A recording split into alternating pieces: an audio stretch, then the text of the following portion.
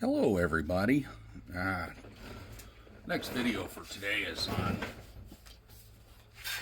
spraying Molotow Chrome on plastic. Now I'm going to be using my Pache VL1 airbrush. I've got a bottle of Molotow I bought on 6/27 of this year, so it's fairly fresh, we know that. I'm going to put it directly into the color cut. As you can see, I've already turned on my gas. I hate the rapidy thumpity noise of the compressor, so I actually use CO2.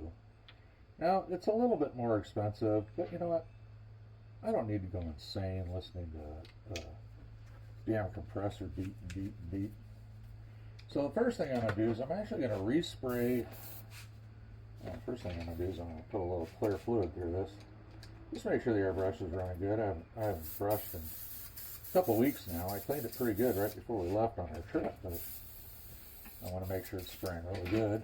So I'll take my color, add my color cut, come up here, and I'll give it a couple streaks on the wall just to see, make sure it's coming out okay. And it's coming out real good.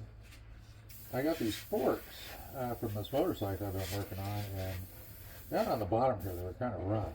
So I'm going to respray this directly right over the old chrome, and then I'll let it get nice and thick almost, because that's what the trick to Molotow is. See how nice and thick that is on there?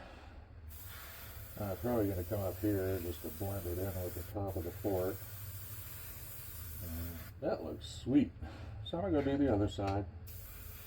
I'll do the same thing. I'll try to blend it in with the top a little.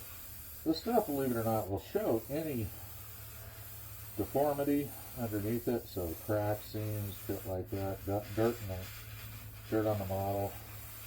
The tough part is you still have to put it on fairly heavy, so when you're spraying, sometimes you don't see the errors that are in your way there. So I sprayed it both sides, and I'm going to come back over and spray this side.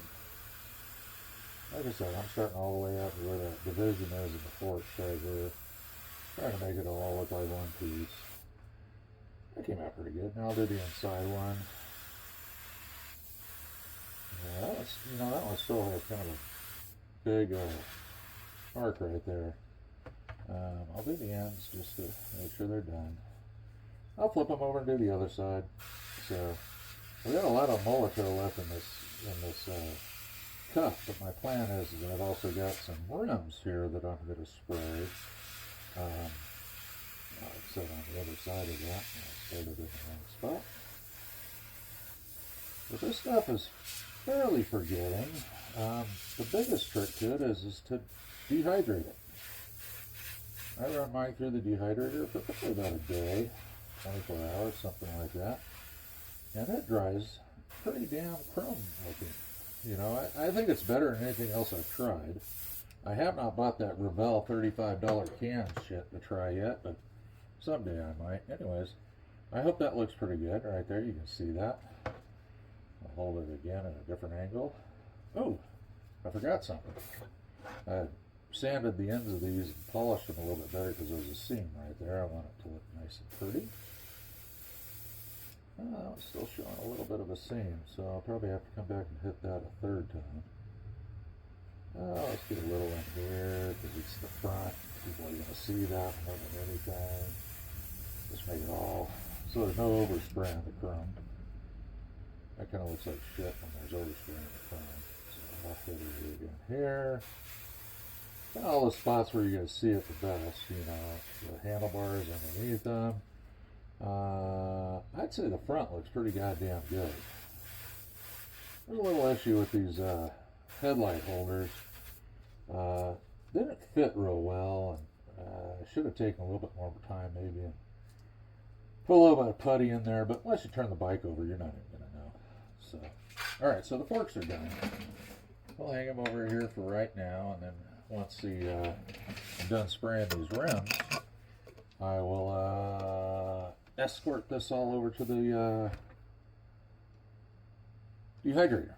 Anyway, so here I'm just going to blow off any dust that might have been on them. These things have been sitting up here since I left for the trip, so the 15th of 15th of September.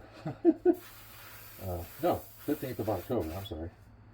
I don't even remember when we went out on that trip. Jesus Christ. We left here October 1st. We drove to Abilene, Texas, or Amarillo, Texas, I'm sorry.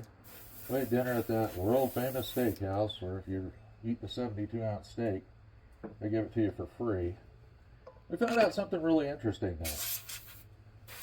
The record is somewhere around 6 minutes to eat that whole goddamn steak. And it was one of those women that compete, like in the hot dog things and stuff like that.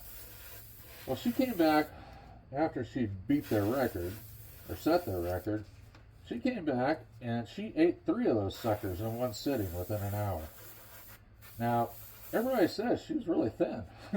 I'm like, well, if you're really fat, you got all that fat in the way, so if you're really thin, you can stretch the body out, I think, a little bit further. So, they said most of the people who win it are on the lighter side, as a person. They're not overweight or anything. So, anyway, dude.